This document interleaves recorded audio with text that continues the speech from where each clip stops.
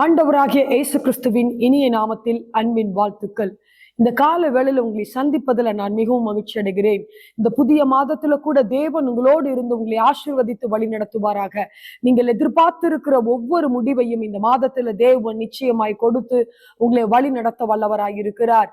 இந்த நாளில் ஆண்டவர் நமக்கு கொடுத்த வாக்குத்தத்தம் ஏசாயா தீர்க்கதரிசனி எழுதின புஸ்தகம் 35வது அதிகாரம் 4வது வசனத்தை வாசிக்கும் போது, உங்கள் தேவன் பதிலளிக்கவும் வருவார், அவர் வந்து உங்களை இரட்சிப்பார் என்று சொல்லுங்கள் என்று சொல்லப்படுகிறது. நிச்சயமாகவே தேவன் இந்த புதிய மாதத்துல அவர் நீங்கள் எதிர்பார்த்திருக்கிற ஒவ்வொரு கேள்விகளுக்கு பதிலளிக்க தேவன் நிச்சயமாய் கடந்து வருகிறவராய் இருக்கிறார். அவர் வந்து உங்களை இரட்சிக்க வருவார்.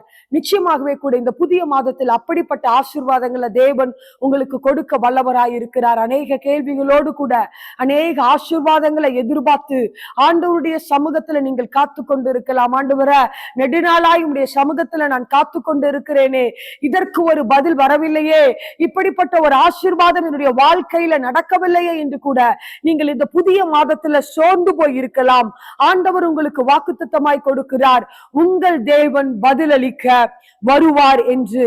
வந்தவர் உங்களை இரட்சிக்கிறவராய் இருக்கிறார். அவர் எப்படி வருகிறார் என்று அதே ஏசாயா 35வது அதிகாரம் 1வது வசனத்துல வாசிக்கும் போது, வனாந்திரமும் வறண்ட நிலமும் மகிழ்ந்து கடுவலி கழித்து புஷ்பத்தை போல செழிக்கும் என்று வேதத்துல சொல்லப்படுகிறது. ஹல்லேலூயா! இப்படிப்பட்ட ஆசீர்வாதத்தை இந்த புதிய மாதத்துல தேவன் கொடுக்க வல்லவராயிருக்கிறார். வனாந்திரமும் வறண்ட நிலமும் மகிழுமாம், கடுவெளி கழித்து புஷ்பத்தை போல செழிக்கும் என்று பார்க்கிறோம். ஒருவேளை உங்களுடைய வாழ்க்கை ஒரு வனாந்திரம் போன்ற வாழ்க்கையாக கூட இருக்கலாம். ஆண்டவர் இந்த நாளில அதை செழிக்க பண்ணி புஷ்பத்தை பூத்து பண்ணுகிற தேவனாய் இருக்கிறார். நிச்சயமாகவே கூட தேவன் அப்படிப்பட்ட காரியங்களை செய்ய வல்லவராய் இருக்கிறார்.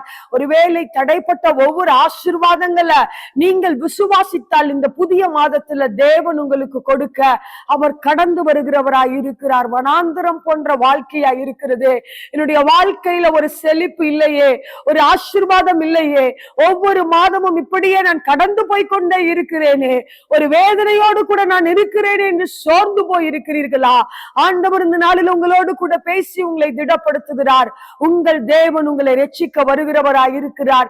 எப்படிப்பட்ட சூழ்நிலையில நீங்கள் இந்த புதிய மாதத்துல நீங்கள் கடந்து போய் கொண்டிருக்கலாம், இந்த மாதத்துல தேவன் உங்களை ஆசீர்வதிக்க வல்லவராய் இருக்கிறார்.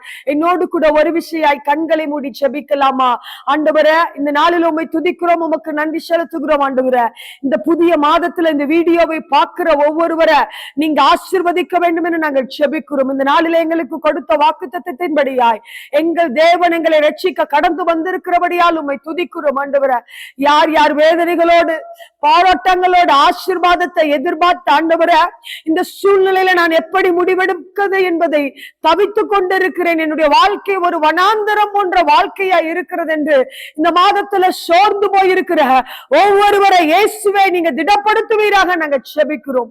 நீங்க வந்தவர்களை இரட்சிப்பீராக, ஆசீர்வதிப்பீராக.